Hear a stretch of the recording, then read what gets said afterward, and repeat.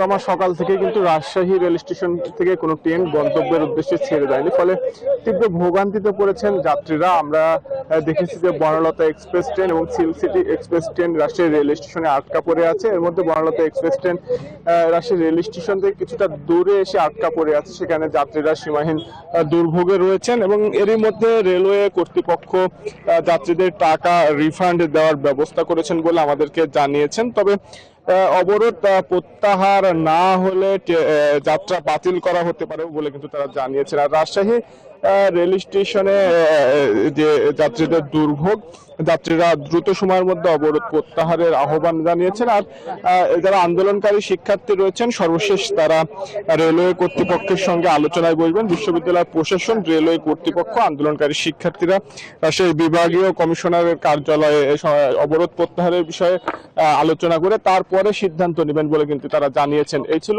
রাজশাহী থেকে।